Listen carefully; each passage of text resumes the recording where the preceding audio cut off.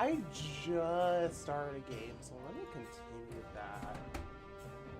I don't think we're missing anything by, not showing me fighting bandits for 3 sessions.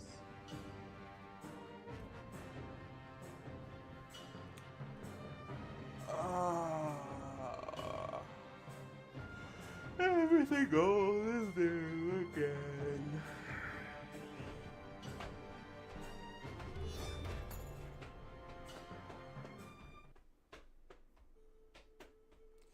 Okay.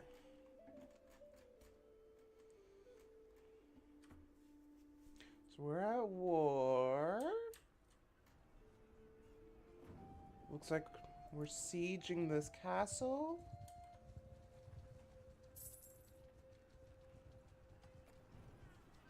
Yeah. Now it's ours.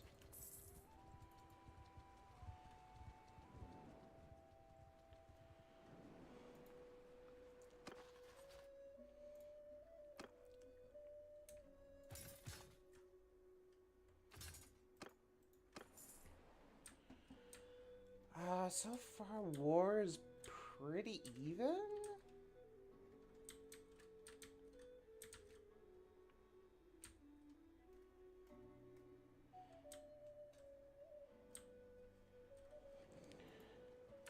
I think I might jump into... Oh, hello. That's a large group of bandits. Give up. You're not worth voting screen.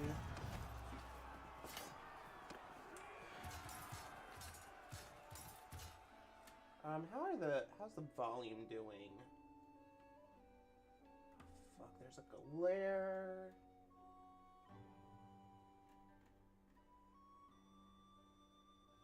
Okay, volume should be pretty good. It's a little quiet for me, but for you guys it looks good. Feel free to correct me if I'm wrong. I need archers. So I have to garrison all these walls.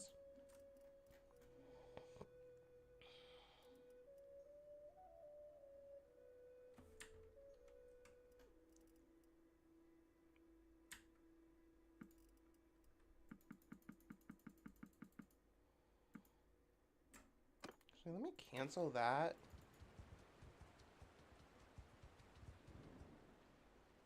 I didn't really get much food, and I kind of want to keep some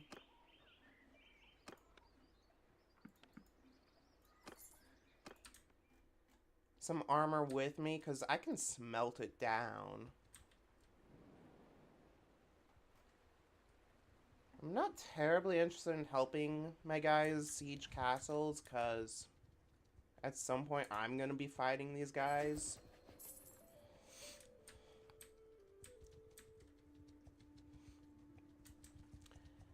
And the weaker or the stronger ace any faction gets, the harder it's gonna be for me to, break off on my own. And not get trounced immediately.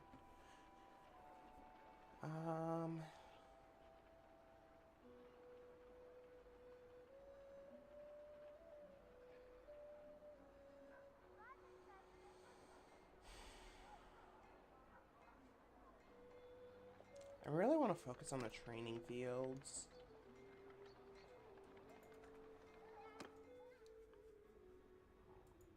I really did not want this war.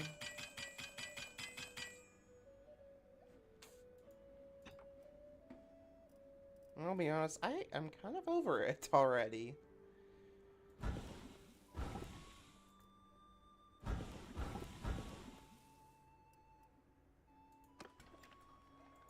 Just like, give me time to garrison my new fiefs.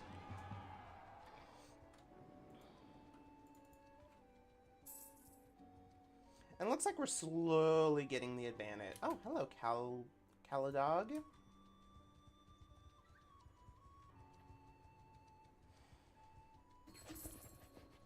Stop this. Can you tell me anything about the battle?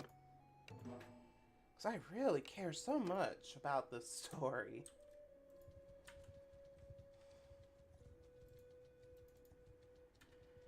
I'm not sure what they were thinking by trying to inject a story on top of a sandbox.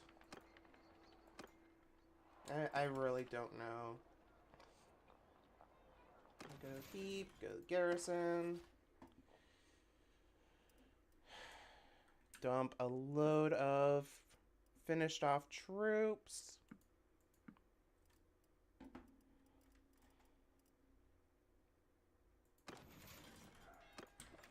And head back for more.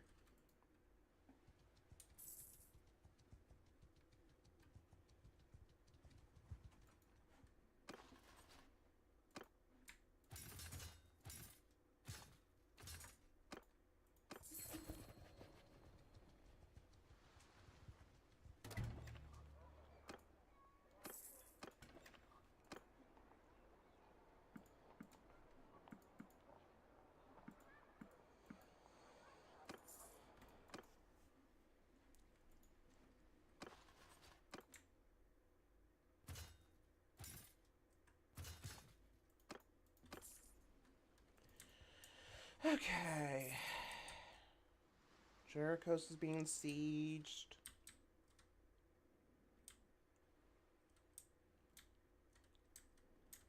We've really branched out. We're in a really shitty position, too. We're bordering, like, most factions. Basically, every faction except the Karagats. And the Saranids.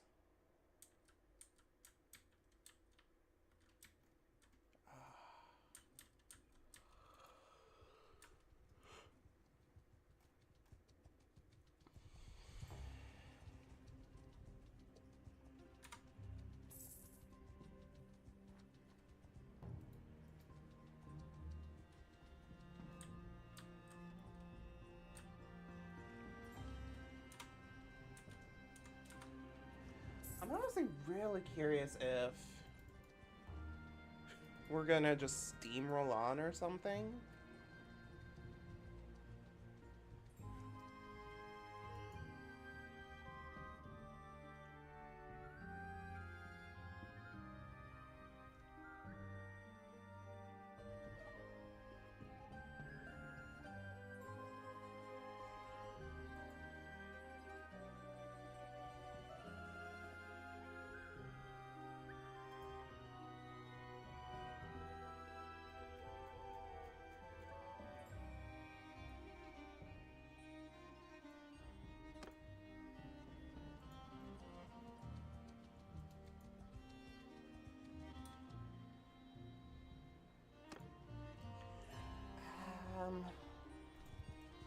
What is the fight?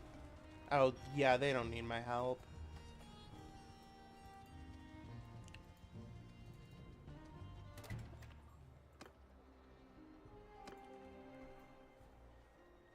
I'm curious where... Oh, that's why we're trouncing them.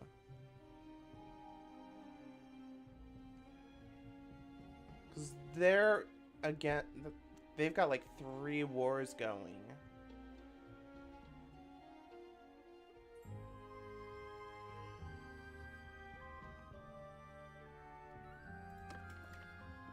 Okay. I'm like, I'm having trouble finding their lords. And you know what? That makes sense.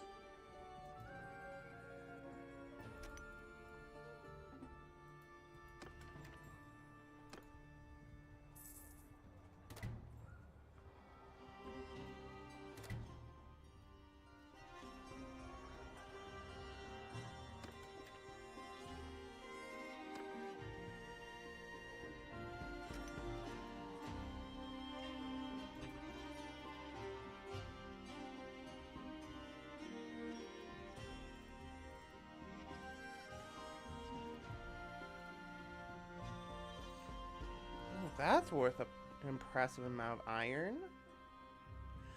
This game is Mountain Blade 2 Bannerlord. It's actually a really fun game. And I can kind of I can explain what's going on. So this screen that I'm in right now is a smithing and crafting area. So I can smelt down armor and weapons I've collected, make new ones. I can apparently just make random shit. It's kind of cool. I honestly haven't really explored this part.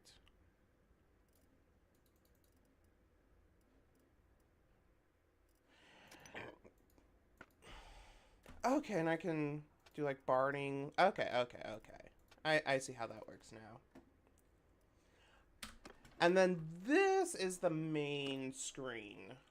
If you've ever played a game like Civilization, this is kind of that map. You have all of the towns, and if I zoom out farther, you lose the castles.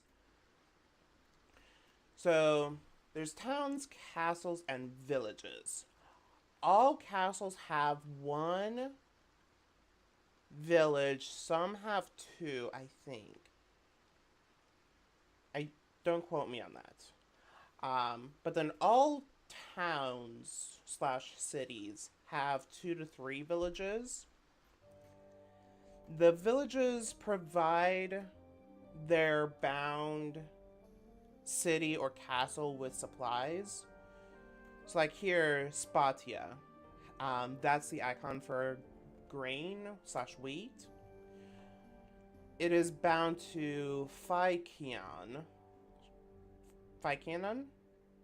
Anyway, so Phykion would be a great place to buy wheat, or grain. They have lots of grain from Spatia. Whereas Lycaon might not be such a good place to buy wheat. But it would be a great place to buy horses from Canturon. Anyway, this is a sandbox game. There's multiple different factions.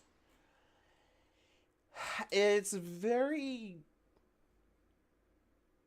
post 8400 Europe, so kind of the breakup of the Roman Empire. I have never played Warhammer, so I cannot comment on that, but definitely maybe. Also, hey LF. So each of these different colors represents a different faction. So green is one faction, red is another. You've got orange. You've got blue, purple, another blue, a teal. Those are all the different factions, and each faction has different pros and cons.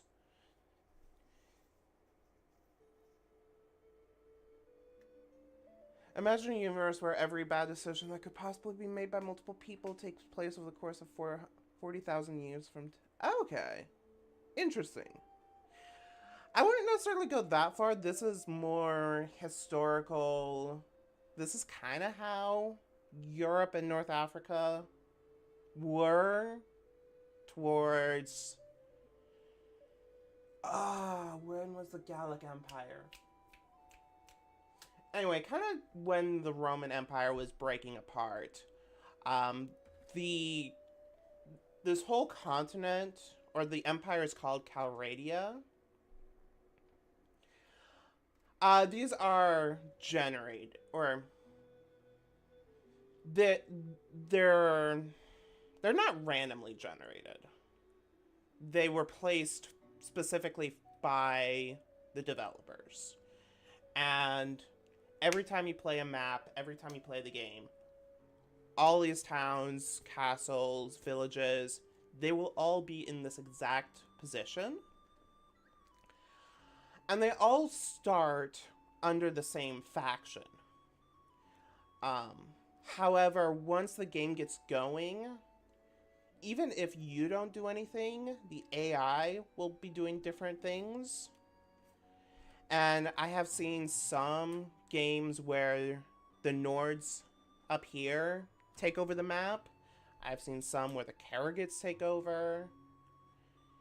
The game generally does get to one faction dominating, but you can't really tell who that faction is going to be. Also, hey, Progress. So yeah, the context of this is there's a civil war going on. So there's 3 Empire factions: the Northern Empire, the Southern Empire, and the Western Empire? Let me double check that. Southern, Northern, and Western, yeah.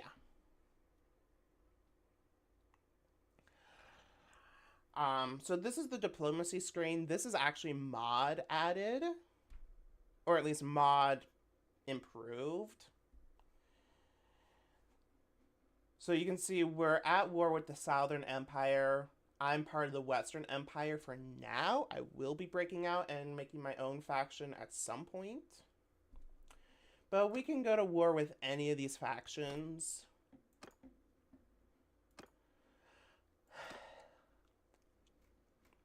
And I don't know if this fight is still going on by the time I get there. We're actually sieging Vargas Castle right now. Or one of our faction armies is. So I can show a battle. When we get into a battle, something that's kind of unique about this game is we're going to go into first/third person, kind of like an FPS game. But then while we're on the overhead map, obviously it's different. Oh wow, this battle is just about over. So whenever you go into a battle, you're always going to get this screen that shows you the different lords, the different armies. So there's me. I've got 143 troops. The Philos only has 18 troops left. I'm very much reinforcing them. And so we have a total of 272 healthy troops that can fight. They have 7. And then every battle, with some exceptions, you're going to have an option to attack, send in troops, and leave. Attack will actually go in. Sending troops will have a kind of auto calculation. If possible, I always try to avoid the auto calculation because you will lose troops in the dumbest way possible. I honestly don't understand how the auto calculation works. Because I'll go up against, like, a bunch of, like, they're called looters. Think of, like, peasants or pick a game, pick the lowest faction, the lowest quality troop. I'll go up against them with, like, a bunch of the highest quality troops and end up losing troops. Why am I moving so slow? So, in the battle, we are in third person. I can go to first person. I don't know why I'm on a horse, other than I've got a horse. In the previous game, you just would not ever get a horse in a siege.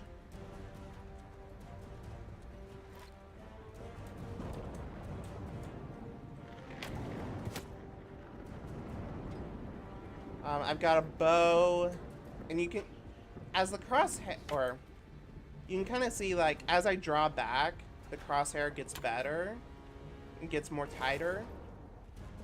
It'll also get tighter as I level up my archery.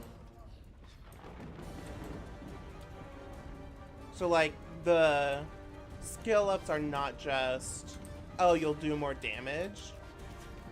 It's actually, you get more comfortable with the weapons.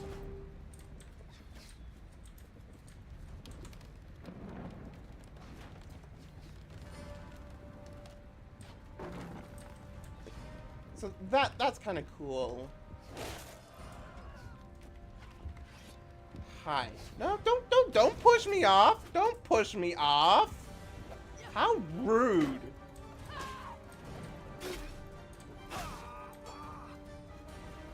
So we can put ladders up. Likewise, they can try to push the ladders down. It's very rude of them to do that, but I guess they are trying to defend the castle.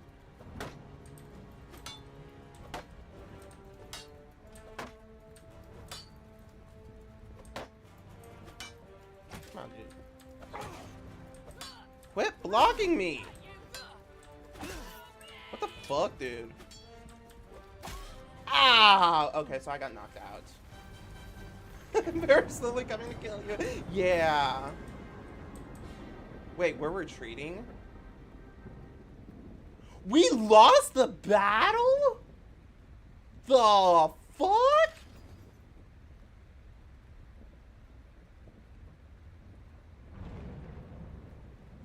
Why the hell did you guys retreat? Why? The fuck?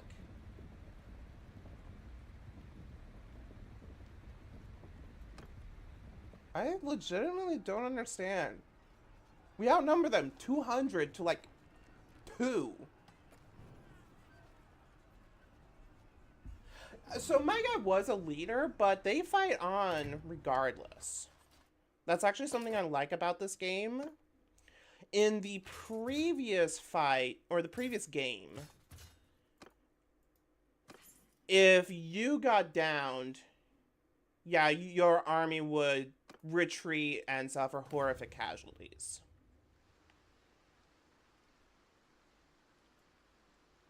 Okay, so we did win the fight. I think there was I think I encountered a bug.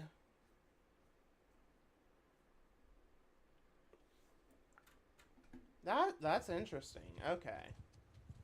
So I think what happened is by the time I started the fight, the game had already calculated that the fight was over. So even though I was playing and fighting, the game was already moving on.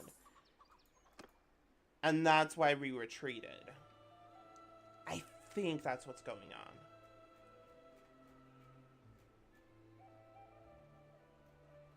So that's kind of how the fights go. With sieges, you do get siege weapons like catapults, trebuchets, battering rams. We didn't see any of that here just because the fight was basically over anyways. In other fights, you don't get those, but they're kind of overpowered. Hi. I'm gonna get ya. Alright, here's another fight.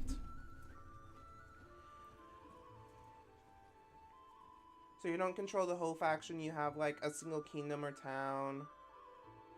Kind of, yes. It's very accurate to how feudalism actually was. People think that kings were all powerful. In the Middle Ages, kings were actually very limited. It was in most kingdoms, the ruler actually owned very little land. It was, especially like France, the French kings really had no control over actual territory. Instead, they had influence over people. And then those people ran kind of owned the land in the king's name. But if you Google, like, how much property, how much land did the royal family actually control in France, it was very little. They owned, like, Paris and areas around Paris, and that's about it. And of course, that waxes and wanes over the centuries. So in this game, very similarly, you control your person, and you can spend influence to have an action happen.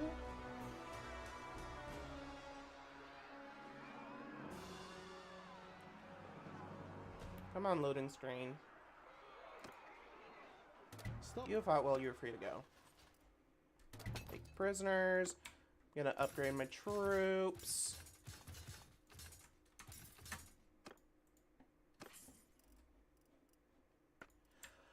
I'm gonna take the horses, take the food, carry on. So down at the bottom here, it might be a little bit difficult to tell. There's an option here called influence, and I have 139 influence. That's just a number. Yeah. So if I go to the kingdom, well, actually, here's a kingdom decision. I can spend influence to tell our liege, Gyarios, I support so-and-so. So I can spend 20 influence or to support Krotor and his clan. Or I can spend influence to go to Vipone, etc., etc. Or I can abstain. And you can also see my decisions will change my relationship with each of these factions, each of these clans. I'm just going to abstain because I really don't care who it goes to.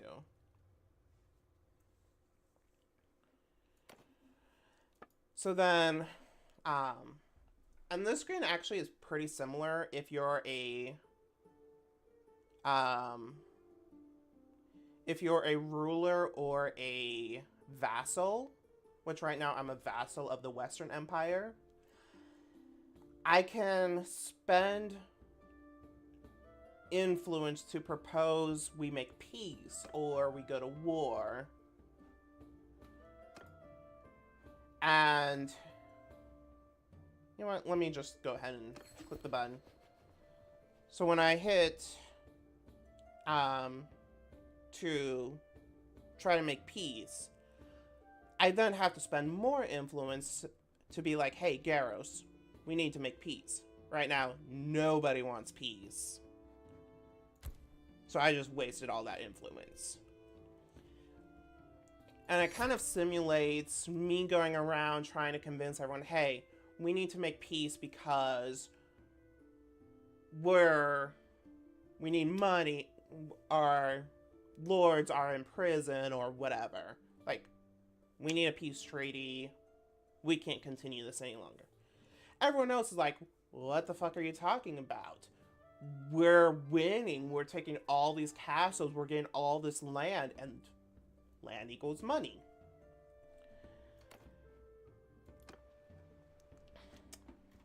So that's actually very well simulated. If I go back, there's also a policies option. And there's a bunch of different policies. This is very simplified. But you can have like a senate where higher tier clans gain some influence per day. And that kind of simulates the lords getting together and talking and making decisions. And then there's another one called Lord's Privy Council, which is even higher tier clans get even extra influence. Because, like, they're talking with the ruler. They're trusted by the ruler more.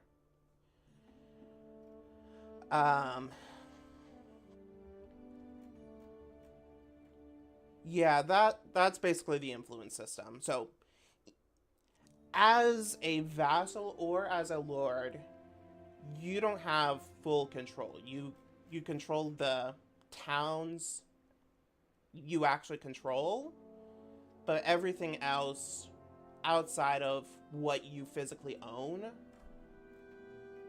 you have to influence others to make decisions on your behalf. It's like, Garros could say, hey, and this is not part of the game, this game does not have religion, but this is a historical example, is Garros could say, hey, we're gonna worship this god. Our state religion is blah. And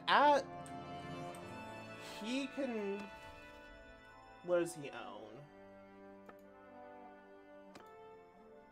So he owns Jalmaris and Zonica. So in Jalmaris and Zonica, basically this region, his word is law. He gets to say whatever he wants, and those actions get done. But if we go north to Rote, or even further north to like Epricatia, that's my land. If he wants blah to be the state religion, he has to make a case to me, because I'm the one who gets to say the religion of Epricatia is blah. And that was a huge thing with the Roman Empire when they converted to Christianity, with a lot of Europe during the Protestant Reformation.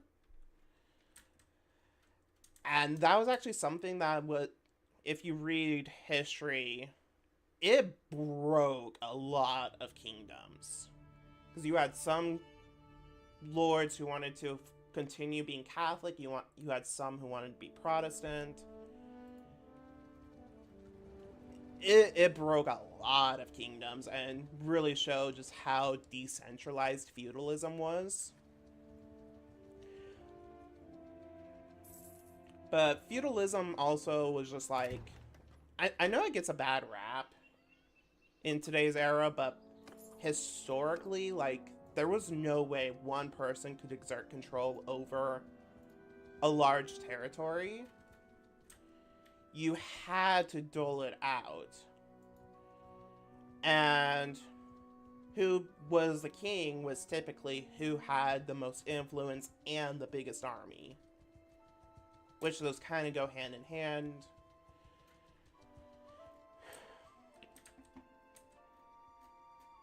And this game does a great job of simulating that.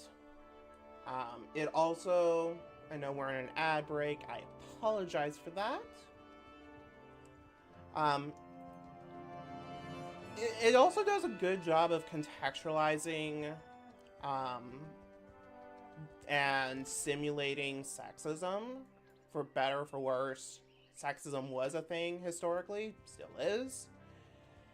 And the game is harder if you are a woman in this game. They really toned it down in this one compared to the previous game. But it is still a thing. And I kind of like that because it, for one, I can say, hey, I want a harder game. But also, it is historically accurate.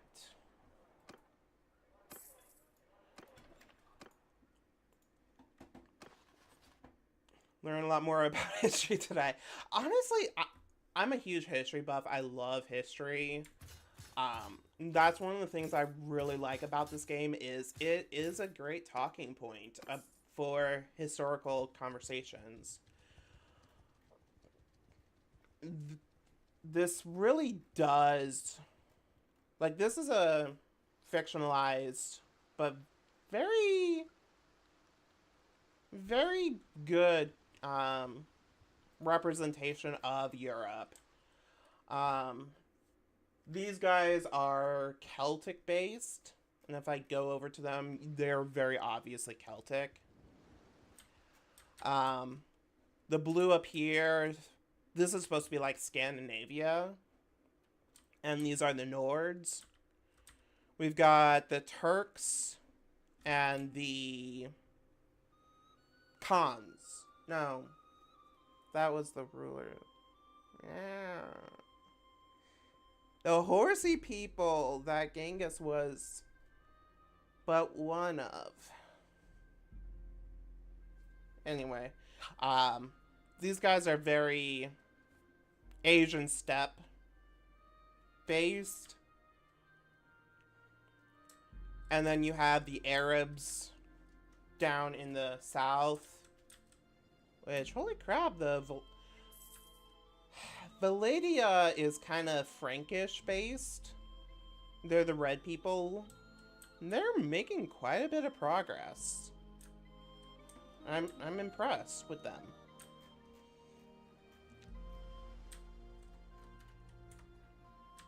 Alright, let's speed up.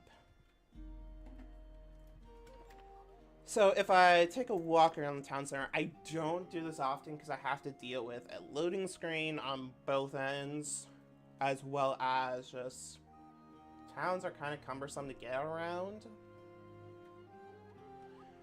But you can go to the smithy or the tavern or anywhere else I've been clicking on in the first person view. And every castle, every village, every town, they're all different.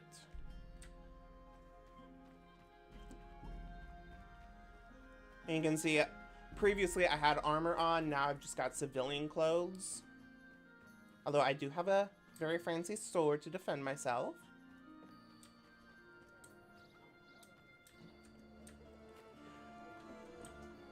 So it looks like you've got a basic bridge here.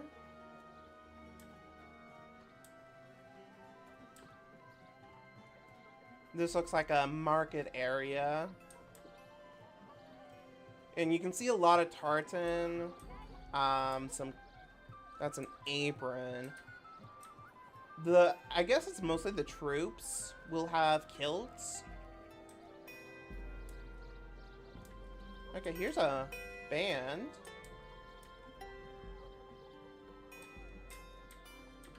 Like, you can just wander around.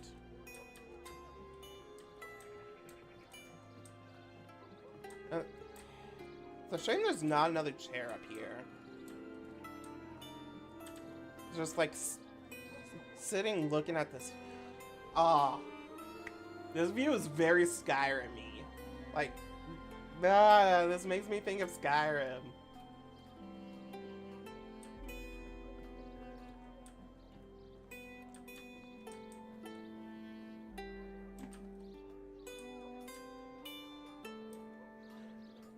I just want to point out that guy is not holding the flute is going through your hand there, buddy.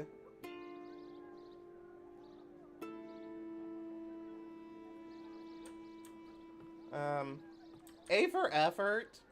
A for idealism. Ah.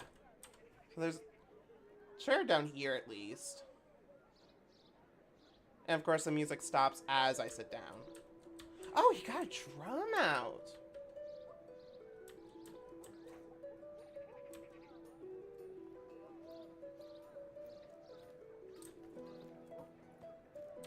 So I'm gonna guess this is the tavern.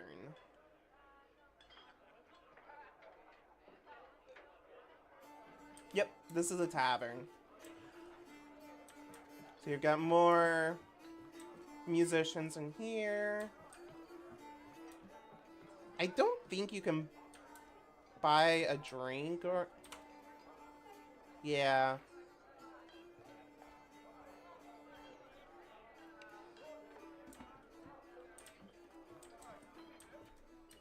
But you can just kind of sit down, listen to the music, have a bite to eat.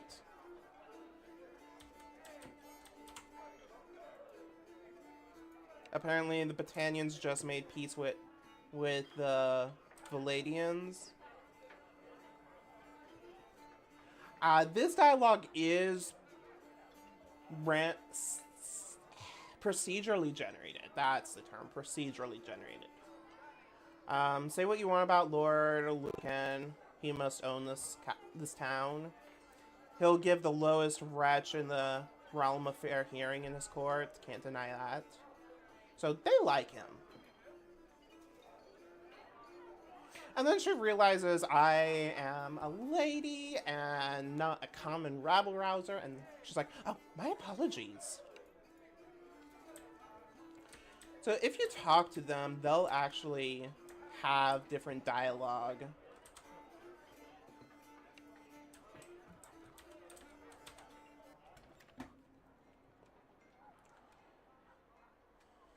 And I don't know if there's a way I can see it.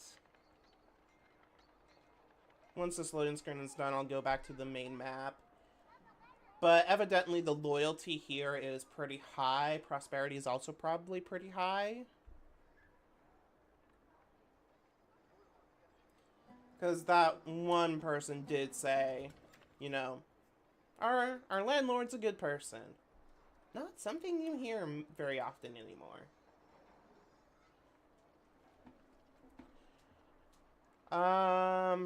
Okay, yeah, loyalty. Yeah, loyalty is nearly capped out. I believe it caps out at 100. Security is a little bit on the low end. I'm guessing that's from them being at war.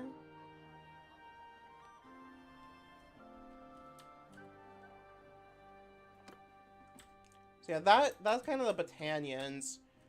And then if I go to Epricatia, and very realistically, it takes days to get between towns. I'm gonna wait for it to be daytime. Alright, take a walk. So now just a couple of days over, we're gonna find a whole different group. And it's a little bit unrealistic, but it's a video game. Of course, stuff's gonna be scaled.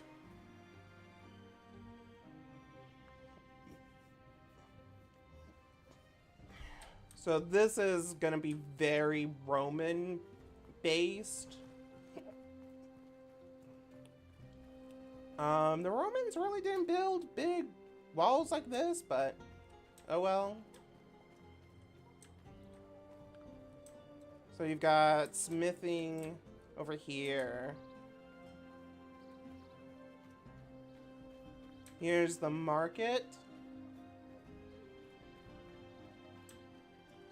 And you can actually talk to these people and see what they've got for sale.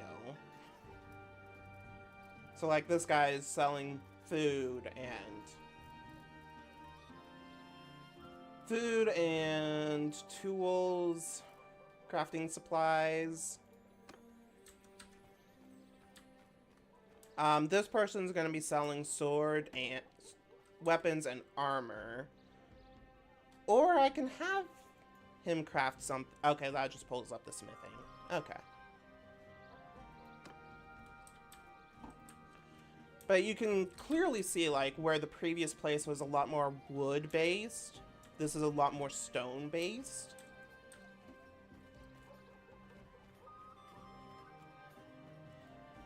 I think there is a different set of music that the musicians will play. Or, you know, there just won't be any musicians.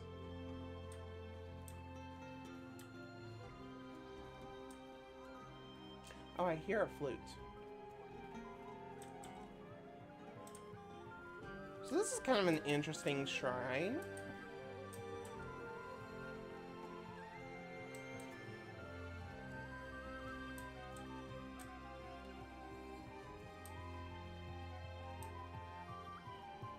Yeah, here we go. And if you've ever seen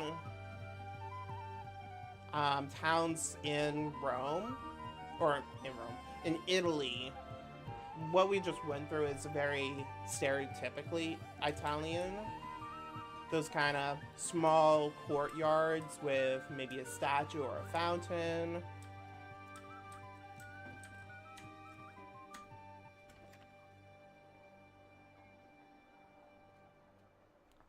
I love it. I just got an email saying my order has shipped. Amazon. I got my order a couple days ago.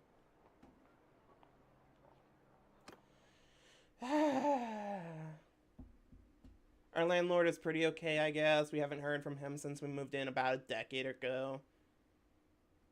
He has not raised rent once, but we also don't contact him when something goes wrong. We get it fixed ourselves.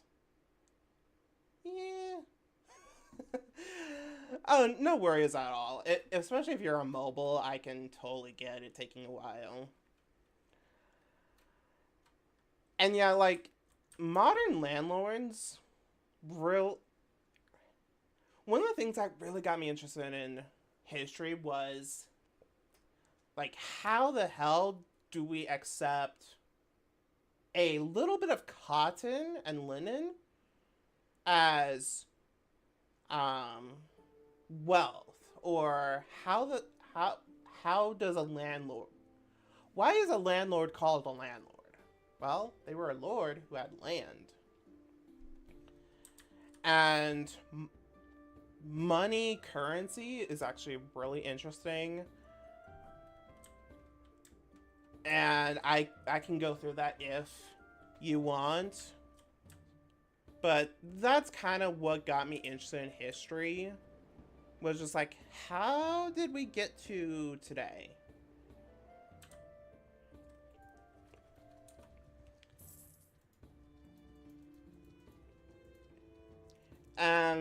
You've always had sleaze lords. You've always had rubbish landlords.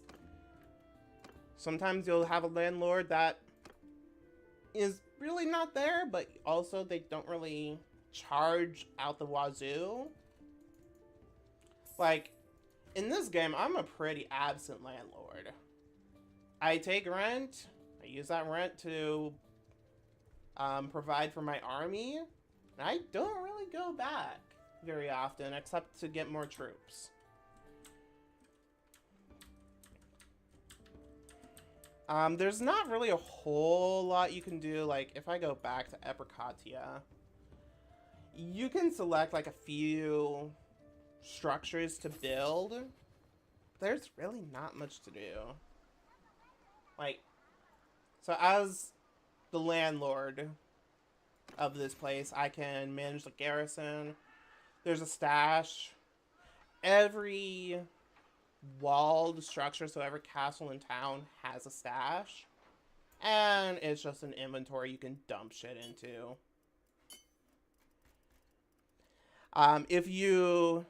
If your army gets completely defeated and you get taken prisoner, you lose basically all of your stuff. So the stash can be a good way to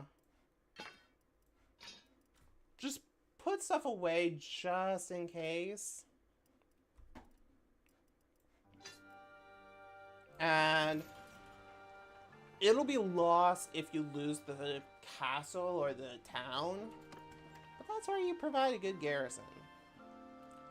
And then in the managed town, you can build fortifications.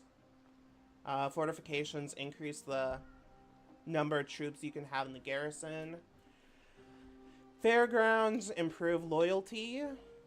Marketplace improve taxes so you get more money from them. Siege workshop improves the it improves wall repair speed as well as siege engine production speed, so you can build catapults faster. Workshops improve the speed of building all this stuff. Garrison barracks is another increase to garrison capacity. Training fields, one of my favorites. Every day, troops in the garrison will get a little bit of XP. Emphasis on a little bit of XP, but a little is better than none. Aqueducts improve or increase prosperity. The forum. We were talking earlier about influence. You can get influence in a number of different ways. Especially early game, the main way you will get influence is by winning battles. Once you have a 5, especially a town, I don't think a castle can do this, but especially a town, building a forum, you'll get a little bit of influence per day. And you can build this in multiple 5s. So like right now I've got 2 towns. If each of them has a forum, I'm getting 1 influence per day. And that eventually adds up. Granary obviously increases food stockpiles, or the ability to stockpile food. Orchards improve food production, and the militia grounds improve the ability to get militia. I really don't care about the militia at all. They're often very low quality troops. They're cheap, but they're low quality. I always would rather just have my professional army. And then once you get all this built, there's the daily defaults. I typically go with housing to increase settlement prosperity. There's also increased militia, increased loyalty, or increased village growth.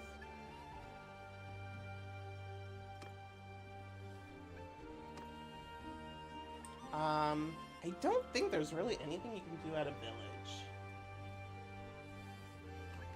Yeah, there's no managed. So you can recruit troops, you can buy products, not much more. Gurguro's Castle, I know that's mine. I don't care about any of you people.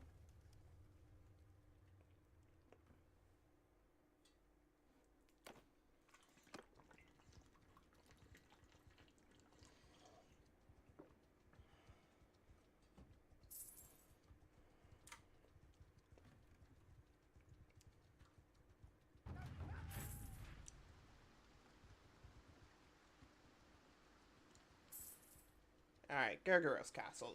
So manage the castle. So here there's some things that are a little bit worded differently, like the toll collector instead of the market. Basically the same thing though. The castle has a castellan's office, which reduces the wages you have to pay to the garrison. That's something the town doesn't have. However, yeah, the castle does not have a forum. It also looks like it's missing something else. It's got barracks, militia, workshop, fairground, garden, granary. I would have to compare them side by side. I don't know what else is missing right off.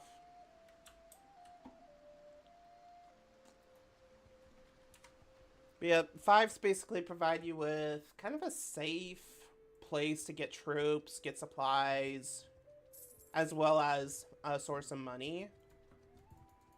Because every day you've got to pay your troops. Every day your troops are going to eat food.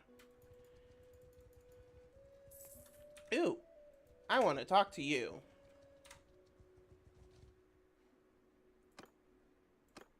Peace to you, stranger. What? Can you tell me about this battle I really don't care about? Thank you.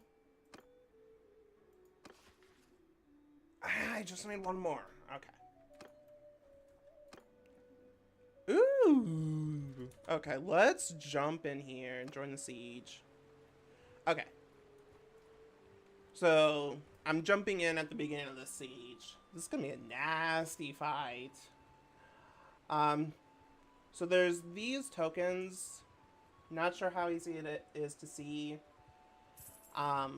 If I was running this siege, I would be able to select each one of these and build different siege weapons. And then back here you can see some more. So this one's for a battering ram, and then you've got 2 siege towers. I will almost never build the siege towers, because the siege towers are really giant targets. And see these catapults and whatnot on the castle? They shoot back at you.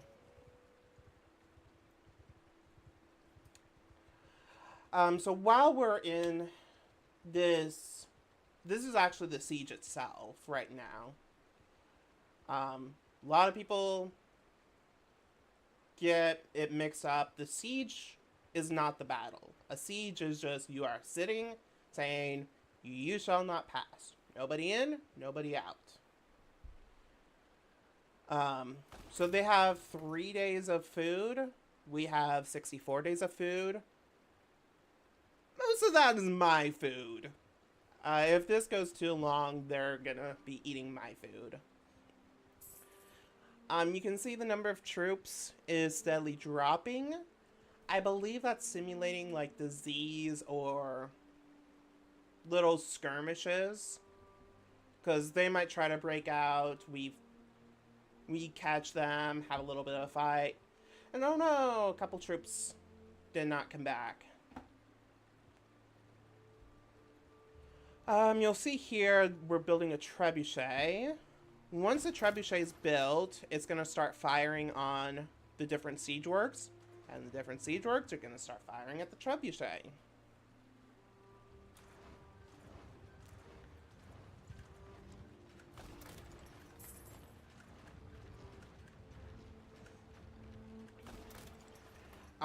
So they've got 2 days worth of food. When that drops to 0, you will see this number start to drop. Well, this number, the 732.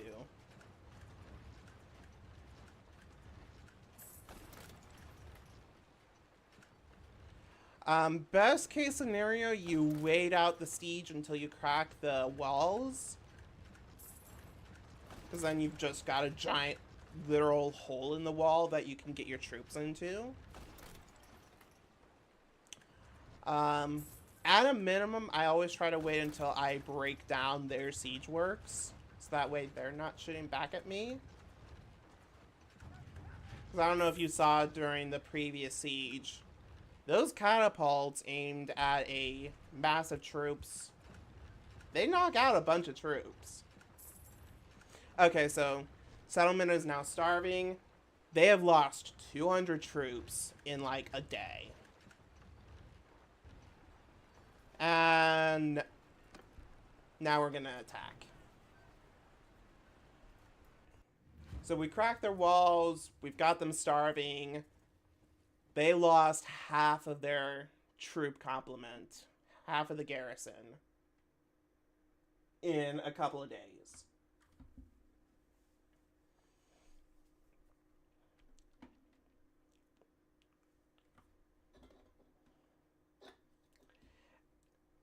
And obviously also a lot of civilians would have died. There's a reason sieges are illegal under the Geneva Conventions. Actually, I don't know if it'd be the Geneva Conventions. Anyway, sieges are a war crime in modern world. Sergeant, you're on command!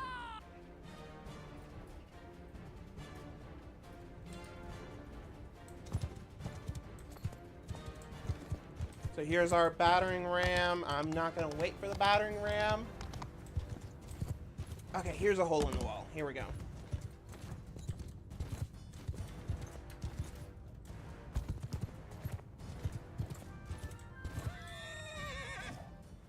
Hi! Hi, everybody! Let me through, let me through, let me through, let me through.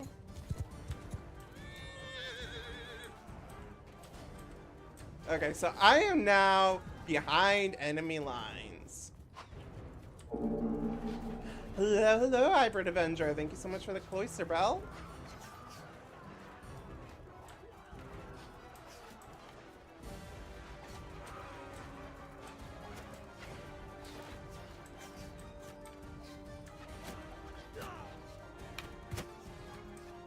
Oh, there's a bunch of them in there.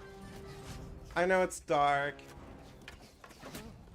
Ooh, look how many of them there are.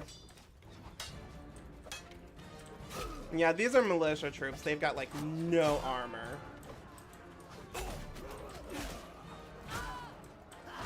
This is why I do not compare about...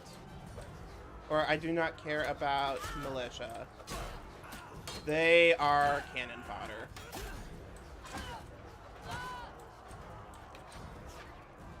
At the risk of being demonetized...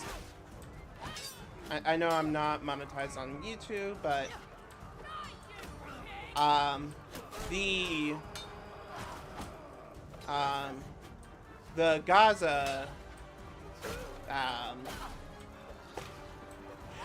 me rephrase. So Israel has gotten a lot of flack for, oh, you actually have armor. I'm gonna run away from you. Ow. Who shot me? You probably did. So, Israel got in a lot of hot water for shutting off food and medicine access and fuel access to Gaza last year. That was really no different from a medieval siege. They've literally blockaded Gaza, and nobody in, nobody out. No supplies in, no supplies out. You can starve out and blockade a military outpost, but you are not allowed to do that to civilians.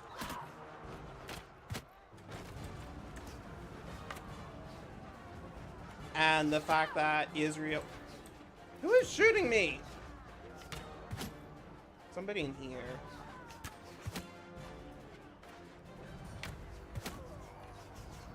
The rules of war are very much keep civilians out of the conflict.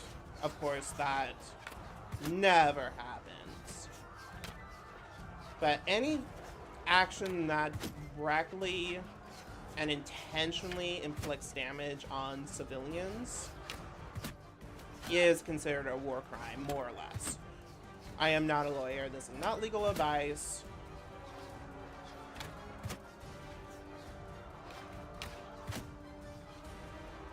And you could theoretically... I mean, an embargo and a blockade are basically a siege. It is kind of more of a spectrum of sorts, where a siege is nobody in, nobody out.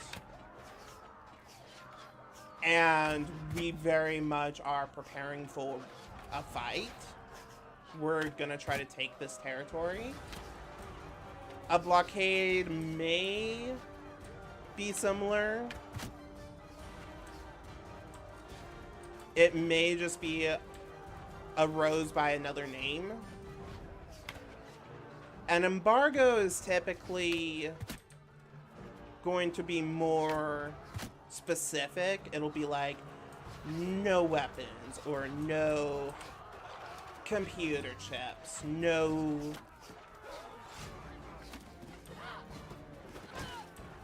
specific item.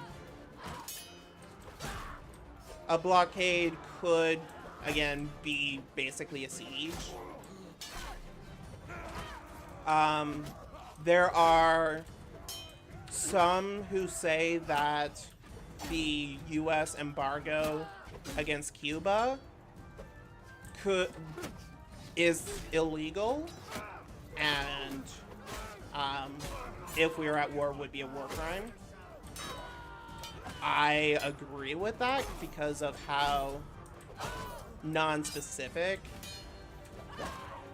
and how long-lasting the embargo has been.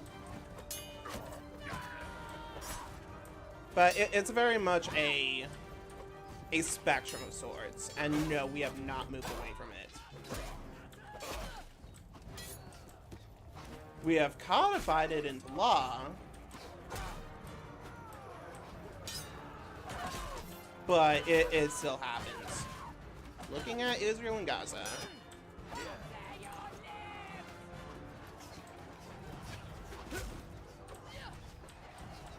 So my troops are starting to break down. Okay, here we are. Yeah, yeah. The fight's basically over.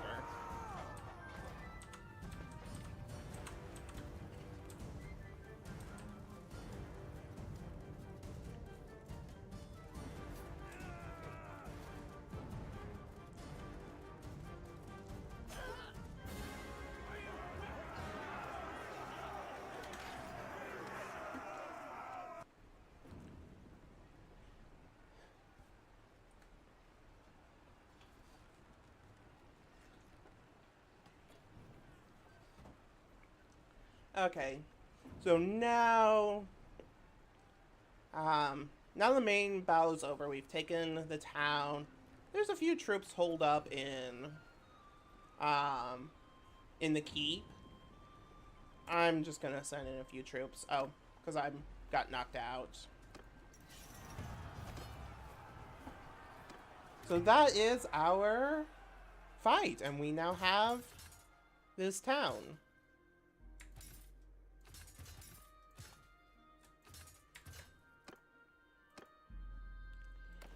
Sure, I'll take these guys prisoner.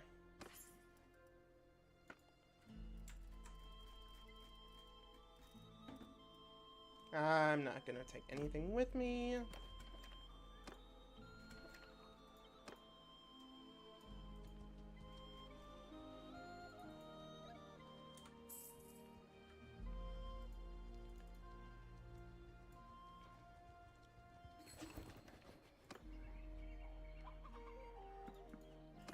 Go ahead and get a couple more troops.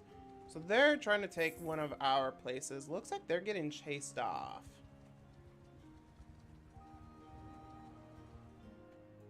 Looks like Tanopus chased them off. And now we have peace. Cool.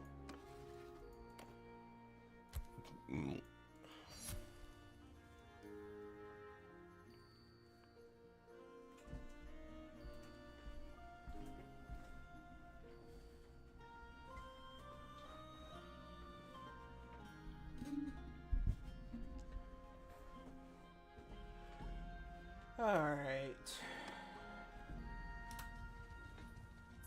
So now that we've got peace, there's a couple things that we can do.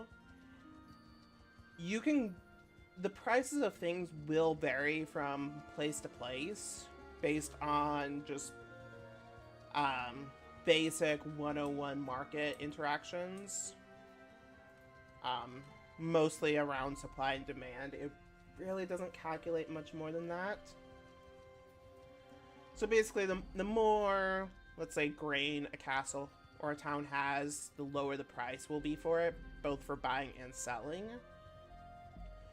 So theoretically, you could go take, like, horses from Krios and try to sell them to a place that doesn't have a lot of horses and try to make a profit. I'm gonna focus mostly on just trying to garrison up my troops, or garrison up my cities. So I'm starting to get a decent garrison going, but as you've seen, an army of 1,000 people, it's not unheard of. I want my towns to have 1,000 troops. I really want them to be maxed out.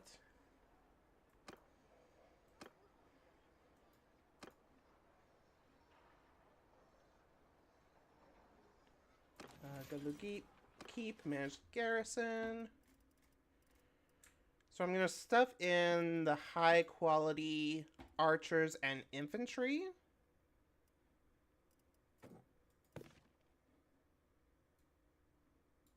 You must be an elite troop of some kind.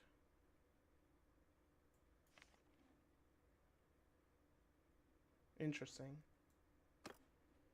I've never seen a Triari before. At least not that I can remember.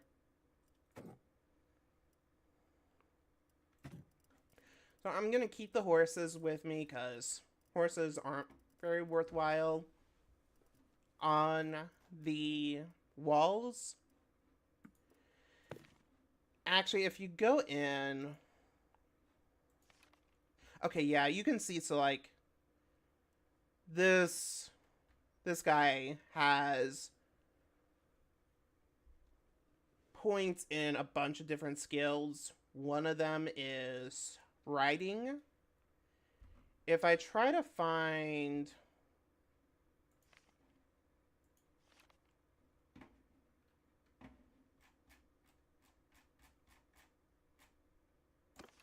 Okay, here we go. Oh, okay, yeah, there are horses. So if you compare this guy, has 100 points in riding, 60 in crossbow, and 140 in archery. This other guy, same skill level, still has some points in riding, but less, and has more points in crossbow. No. Yes. He also 130. He also has more points in athletics.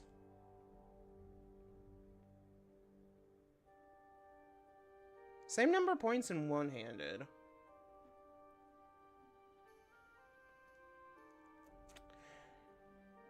In the previous game, it was a lot more distinct.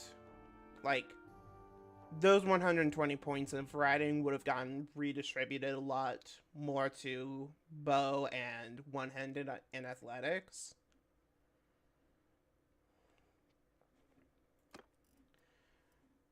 But even just 20 points can make a difference. So I tend to keep horsey people in my party where they'll help on a quick battle, whereas I'd rather have those extra 20 points in archery on the wall.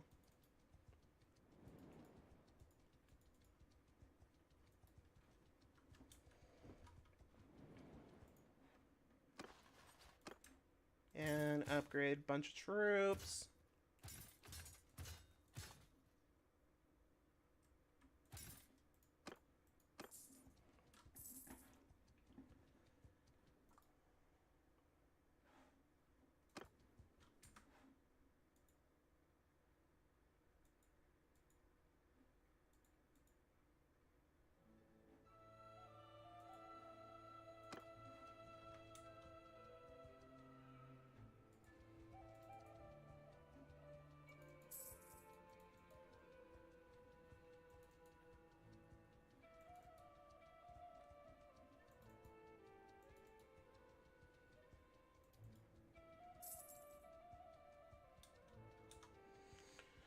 Rebels have risen up, yeah. I will say, one thing this game could do better is having more to do during peacetime. But that was also a bit of a flunky war where we really didn't see too many of their lords. We just took a bunch of their land. Legata. Do I want to... I kind of want to pick a fight. So one of the things I will do as a... especially early game, is when a town has a rebel faction, I'll go and try to pick them off myself.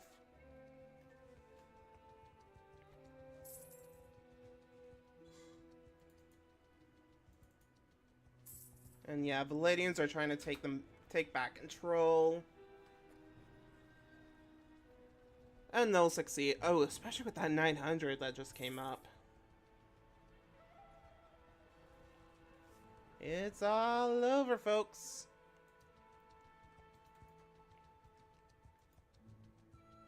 And now the rebel lords will either go back into the main faction or go off into a different faction.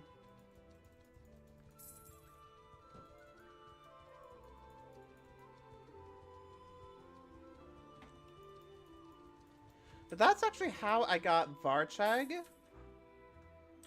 Was it had a rebel faction and I single-handedly took it on. Ooh, that's a heck of a fight.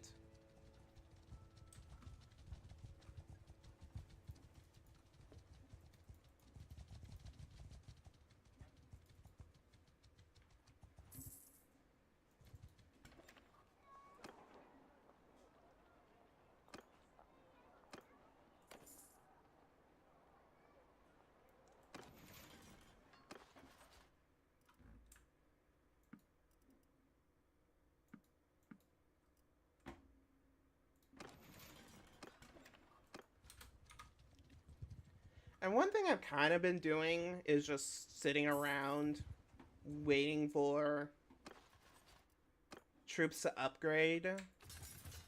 There's really not a good way. One complaint I do have about the game is there's kind of a middle ground where at a certain point it's really difficult to get XP for troops. At this point, my army is way too big to hunt down bandit groups. But also, I can't really... I'm not at war, so I can't go up against any lords. I can't go up against any towns or castles. I'm just kind of stuck in with what training we can do just sitting around.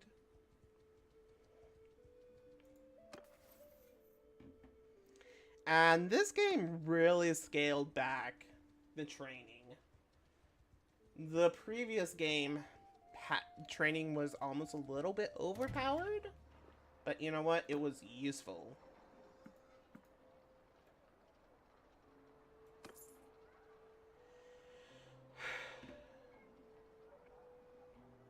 Honestly, let me just recruit all these troops, go over capacity for a hot second, and then just dump them all.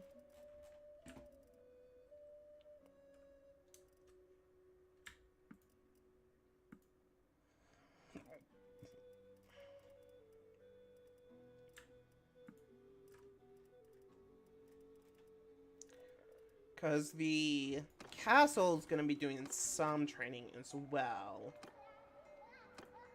And then upgrade the training field again.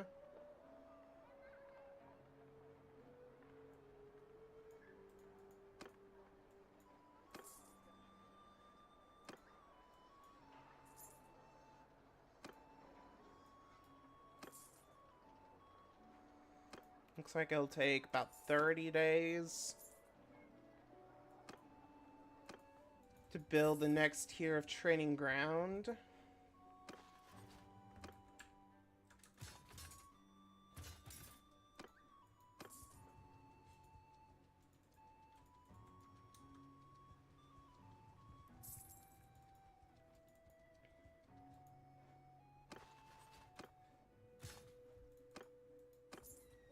I guess I can sell off my prisoners too.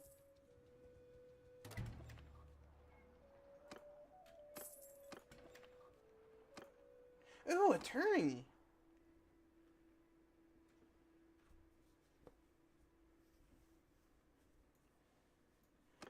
So, every so often a town will have a tournament. Tournaments are basically just a few fights back to back. You have to win them all. And they're all a little bit different. Like this one is a bunch of one-on-one fights that then we get 1v4, then 1v1, 1v1. Main thing about them is they're a good source of money. You can bet on yourself.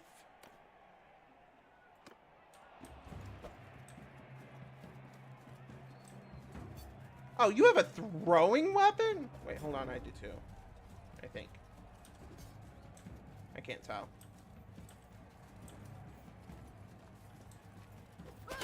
Ow! That's what you get, boy! Skip to my turn. Bet on myself.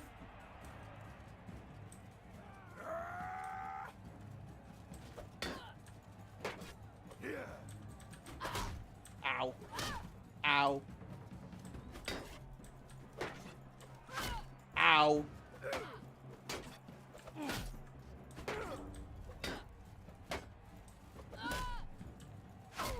And I will point out the shields do have their own health bar.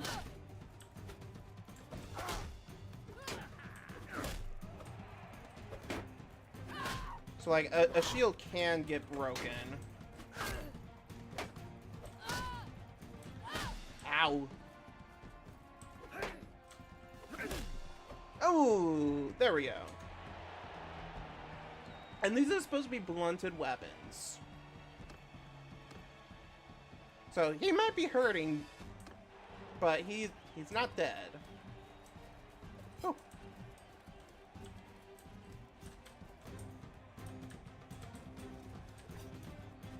I didn't realize you can kneel in this game. Alright, one more fight.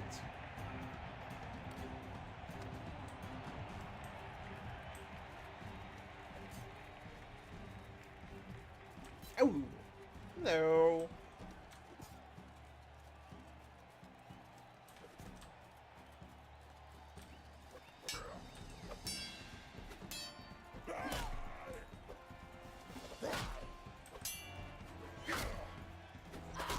Ah. This guy is a lord. And you can tell because he's got a name. The last fight is usually going to be against a lord or a very high quality troop. So I got some renown, I got a nice sword, and I got 2,000 monies. Tournaments got a lot worse. And you can sell the sword or whatever you get. Sometimes it's armor, sometimes it's a horse. You can sell that for more money. You used to get a lot of money in the previous game, though. So this is a one-handed sword. Eh?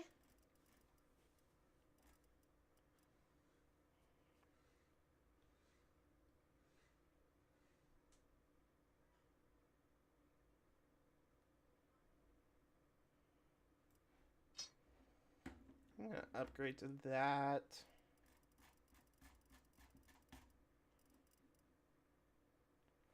Ooh, I can use a noble bow. I think the noble bow is the best. Yoink.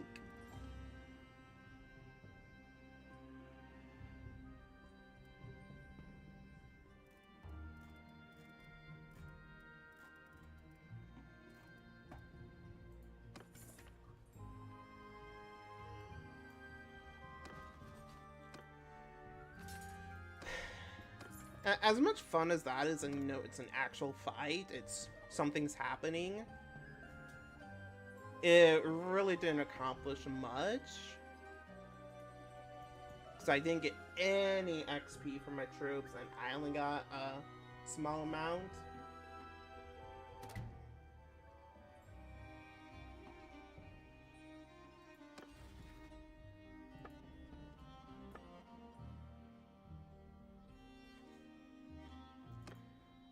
How's my clan doing? So I'm trying to get my clan tier up to the next level. And that's gonna take renown. That way I can form my own kingdom, my own faction.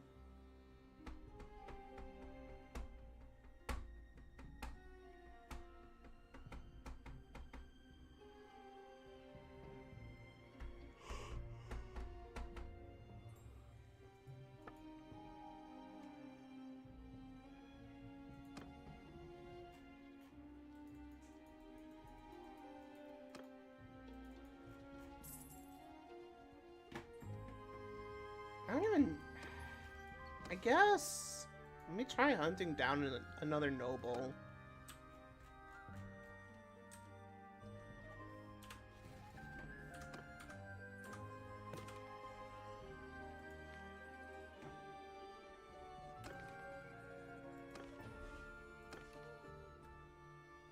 See if I can talk with him.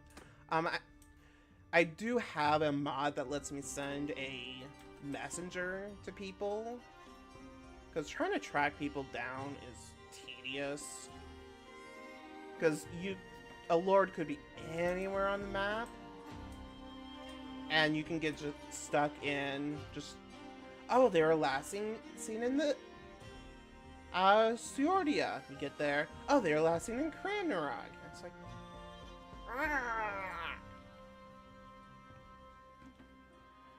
and this game does have kind of an encyclopedia, so I can go like settlements and what are all the villages? Well, here you are. I don't... Oh, okay, so the ones that are kind of... The ones that are in white are my faction, the ones that are in gray are not my faction. Okay. And then the various cultures. And I can click on one, and it shows, like, who the owner it currently is, and what faction and clan they are, what settlement they're bound to. I can hit track, and... Ah, there it is! Way, way over there. No matter where I am on the map, it shows up on the border.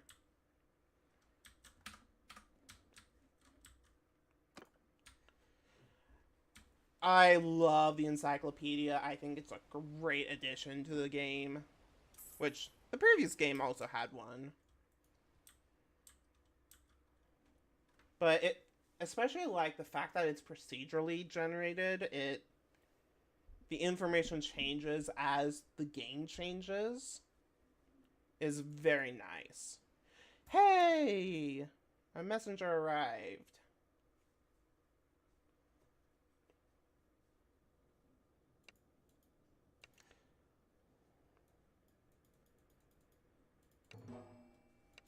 Okay, so I think that gets that part of the quest done. I've never done this quest before. This game has a little story where you find like some banner and I don't know. I haven't really been paying attention to the dialogue.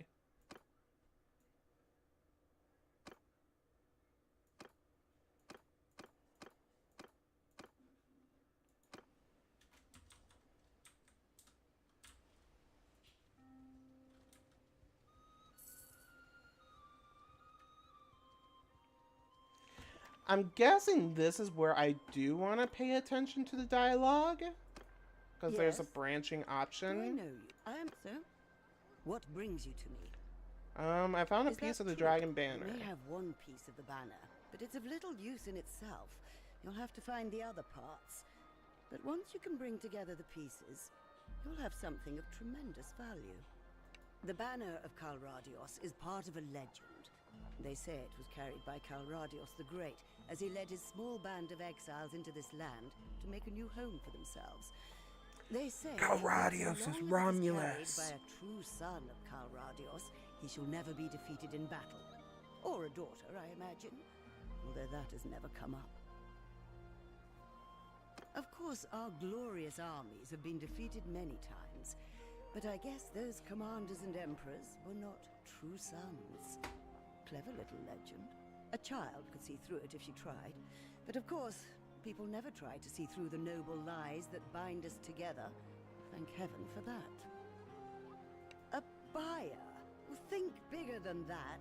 Let me just say, if you can find the missing pieces, I'm sure I can help you put it to good use. Before I reveal that information to you, I need to know more about your intentions. One could use the banner to restore the Empire, but one could also use the banner to destroy it.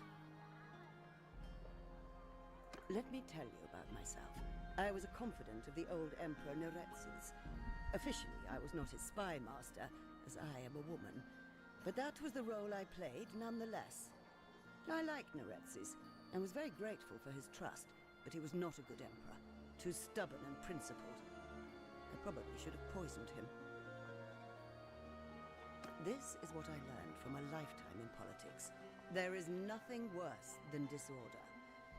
Suffice to say that I know better than anyone about the lies and cruelty that kept the Empire alive. But all the murders I ever committed in 10 years of serving Neretzes do not amount to the death toll in a single hour when an army storms a town. There's nothing special about our empire. Any one of these petty kings and khans and sultans could probably get lucky and conquer Calradia, and do a good a job ruling it as we did. But the point is, we already did it. Our greatest crimes are in the past. Let us not undo what has already been done. So, if you intend to use the banner to save the Empire, I'll tell you what I know. But if you want to go backward, not forward, then I will not help you. Okay. So that's the branching option, is restoring the Empire, saving it. I don't know what difference that makes.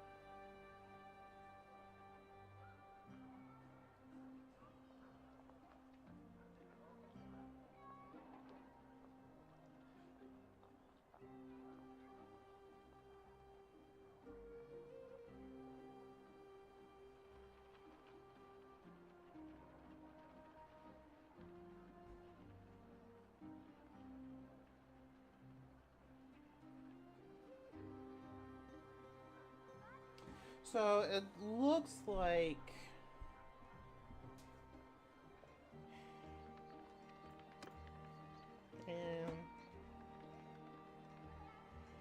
Sure, why I do not? know-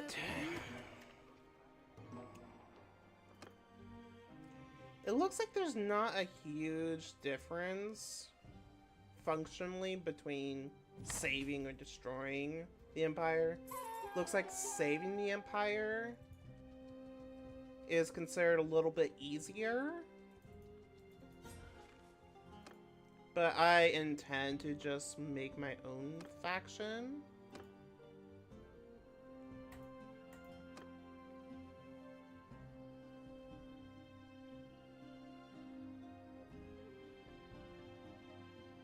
So I don't really...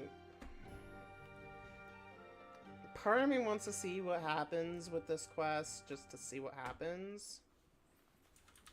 Everybody run.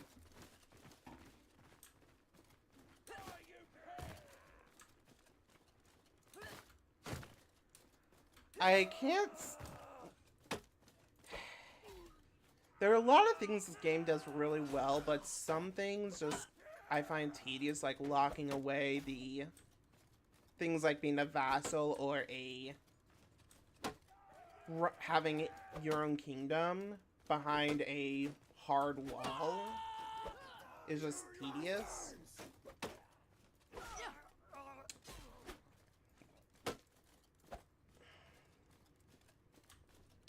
Like in Mountain Blade Warband, you could actually start off as a vassal and just start off with a castle. Rarely would you get a town. But you'd get a castle or a village. Oh, that's another thing. In Warband, you could actually give villages to someone different than you gave the castle that they're bound to. So like one person might own the village and another person owns the castle, but that village is bound to that castle. And honestly, I find that to be more realistic. Because in historical feudalism, you would have like an earl or a count own a large chunk of territory. But then you would have a... Oh, I don't know heraldry. You'd have... Let's say you would have a duke. A duke would own like an entire province. Say, Normandy. And then you'd have a count would own a smaller portion of that dukedom. And they would be subservient to the duke. But they would still have more on the ground control.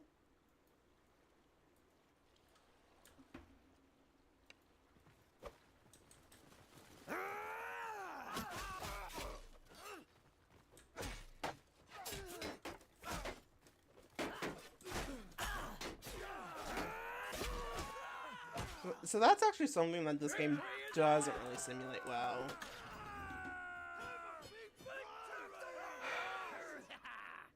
And I know I haven't been going for 2 hours, but my voice is getting really sore. So I think I'm going to head off with this battle. And hopefully I'm over my crud and I can actually start playing more frequent and streaming more frequently. But I am going to call it here for tonight.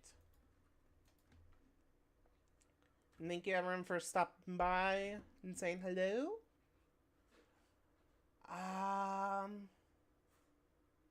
Let's go say hi to Botanist. Botanist is always fun.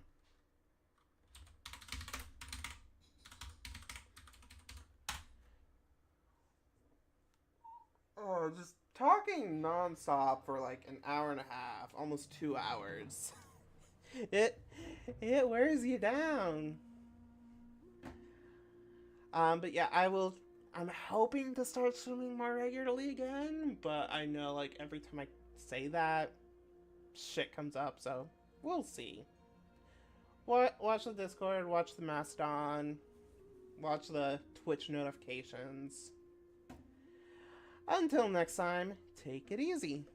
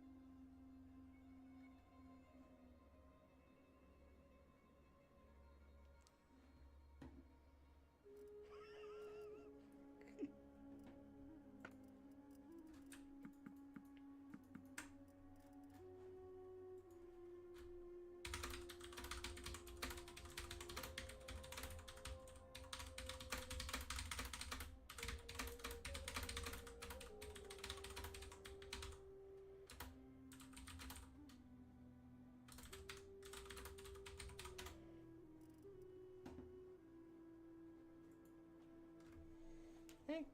You hungry? Yes. Okay. How's your day? Not too bad.